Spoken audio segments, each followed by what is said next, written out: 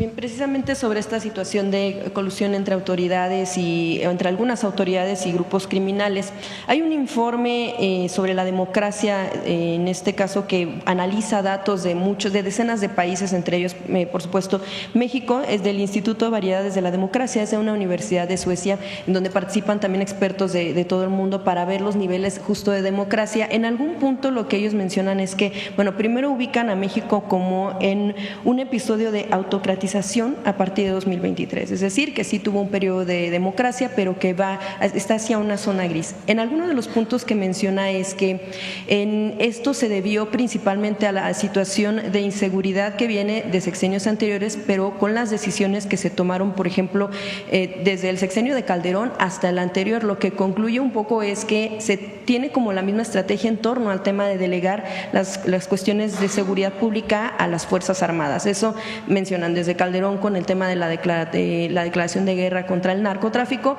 incluso hasta el sexenio pasado con el uso de las Fuerzas Armadas. Lo que mencionan ellos en este sentido es que, por ejemplo, el tema de la inseguridad o de la violencia se debe mucho o no se entiende si no hay una colusión entre las autoridades de algunos o de ciertos niveles con la delincuencia.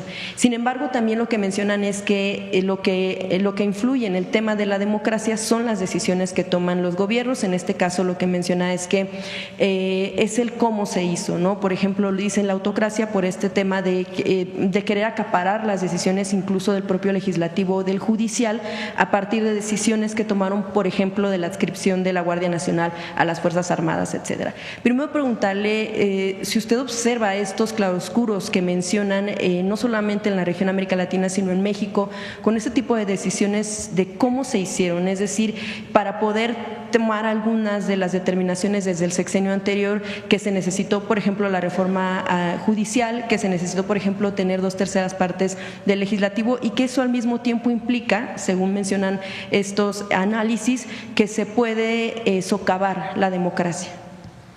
Que me digan qué país en Europa no busca que… Ellos tienen régimen parlamentario, muchos de ellos, no todos, pero tener la mayoría.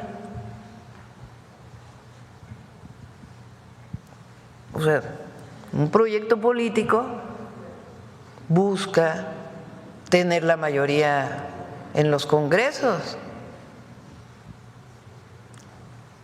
Acaba de ser la elección en Estados Unidos. ¿Qué buscaba el Partido Republicano? Pues tener mayoría en la Cámara Baja y en la Cámara Alta. ¿Qué buscaba el Partido Demócrata? Pues tener mayoría en la Cámara Baja y en la Cámara Alta. ¿Qué busca cualquier proyecto político en cualquier país? ¿O a poco un proyecto político en un país dice, bueno, yo propongo que yo gane la presidencia, pero que la Cámara de Diputados y Senadores la gane otro partido para poder que una entidad que hace un índice nos diga que somos democráticos? Pues no. Es evidente que cuando hay un proyecto de nación que se le presenta al pueblo para su decisión, pues uno busca tener la mayoría en la Cámara de Diputados y en la Cámara de Senadores. Lo que pasó ahora es que con las leyes electorales actuales, pues ganamos la mayoría calificada, que se sorprendieron muchos, pero así fue. Entonces, ¿por qué eso quiere decir autoritarismo?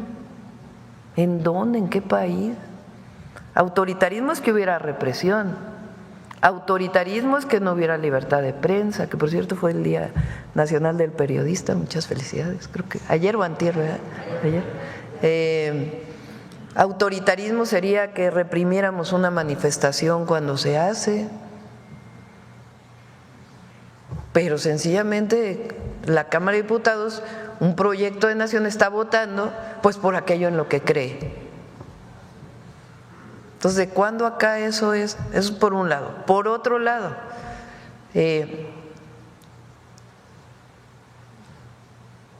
dicen, por un lado, que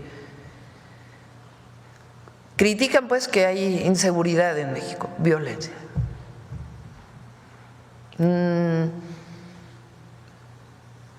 ¿Y por qué critican que se decidió hacer una fuerza nacional para atender la inseguridad y la violencia?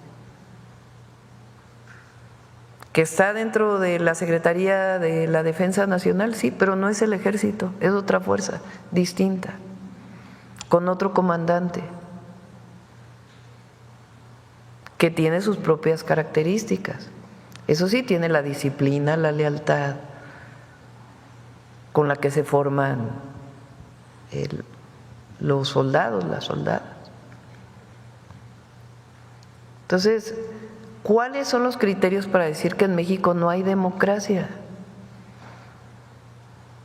Que desapareció el INAI, bueno, no desapareció la transparencia, desapareció un organismo que se había dedicado a la corrupción, entre otras cosas. Entonces, habría que ver, pues, no pretendo desacreditar, pues, pero ¿qué es lo que toman en cuenta? ¿Y quiénes hacen estas evaluaciones y bajo qué criterios? Porque es lo mismo cuando un primer ministro en Europa tiene 16 años en el poder, como lo fue Angela Merkel. Por cierto, estoy leyendo sus memorias, muy interesantes. Nadie decía que había problema, pero había una reelección de un presidente en América Latina y ¡guau! Ahí donde se permite la reelección. Entonces, por eso digo que ¿con qué criterio se mide? Sí, un poco también el informe también concluye que sí, en efecto, en Europa… Y no hablo mal de Angela Merkel ni nada, sino digo que se mida con la misma, con el mismo criterio, ¿no? Sí, con el un poco, mismo indicador. Ajá, también